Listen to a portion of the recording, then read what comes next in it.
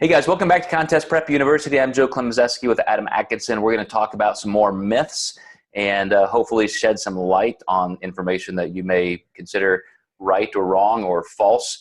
And this one is going to be, can too much protein damage your kidneys?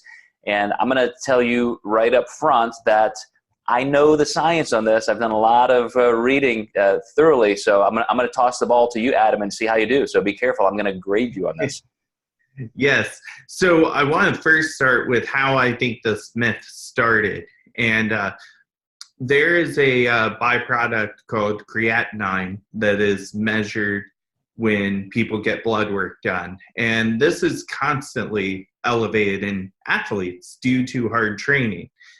I think personally that doctors have said they're a lifter, they're eating tons of protein, and just, for no direct reasoning have linked, high protein diets with athletes and saying that that is the reason we're seeing some of these elevations. But truthfully, it would take a crap ton of protein to, cause any kind of kidney damage per se. You can cause some stress, but there's not going to be any damage with consuming too much protein. But at the same time, it just does not make sense to consume more than the RDA of 0.7 per pound of body weight. That's just not going to be a big deal consuming a little bit over that, especially if you're an athlete. But no, they are not bad for your kidneys by any means at all. Okay, so let's back up and talk about what is truly, kind of a normal amount. So what researchers, especially in the dietetics industry, researchers would call normal. So to go back to the RDA, it's 0.8 grams of protein per kilogram of body weight. So a client of mine just said, well, hey, I've been doing the whole, 1 gram of protein per pound of body weight. And I had to say, well, first of all, with your calculations and your body weight, that's actually already 2 to 2.25 times the RDA. So that little calculation, that's so 1990s. Let's get over that. Let's use a multiplier of the RDA, because researchers have concluded if you eat 2 times the RDA, now all of a sudden you're getting up to a level where you're maximizing the benefits and you're still not seeing any negative side effects to the kidney. Researchers have they've tried to look at 3, 4, 5 times the RDA, and you just can't get any future benefit from that. But I will say that there is conclusive research showing kidney damage with having too much protein if you are susceptible to that genetically. And maybe you already have some kidney stress from other issues. It is hard to find evidence of just an average person eating, 2 times the RDA of protein and ending up with actual kidney damage. You can show stress, as you said, Adam. You can, just like you can check your liver enzymes, you can check, filtration rates. You can look at all kinds of nephrology markers on your blood chem profiles.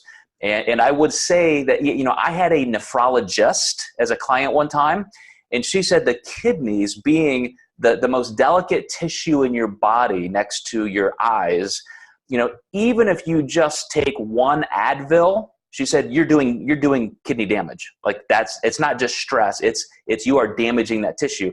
And you can regenerate that, and it can recover and repair just like other cells in the body, but the kidneys are highly susceptible. So I think a lot of people looking at, quote, damage don't understand it from a true researcher perspective or a nephrology perspective.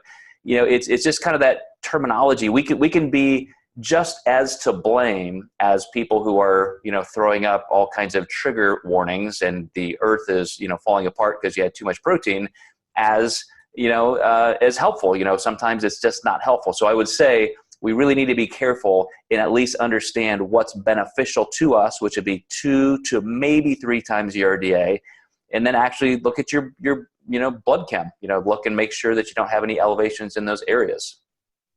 I had a contest prep client who's actually on a transplant list. She just had her transplant done 2 weeks ago. But I managed her diet all the way up until surgery. And, the doctor did not complain at all about her protein count, where it was at. And, these are obviously incredible doctors who are doing transplants and see this on a pretty regular basis. Somebody who's already beyond a stress state, we lowered protein just a little bit, but she was still eating roughly 90 to 100 grams a day and doing just fine. And then I think she took some extra supplements like astragalus root and things like that. We actually saw some improvement with her blood work.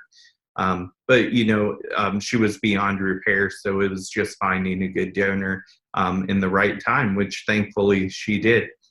Yeah, great. And I would say, 90 to 100 grams is still pretty moderate. I mean, that's within that 2 times the RDA range, which again, I mean, a physician could say that's still too high. Let's back it all the way down to that level of the RDA. So that's a very good case study. All right, guys, hope that helps.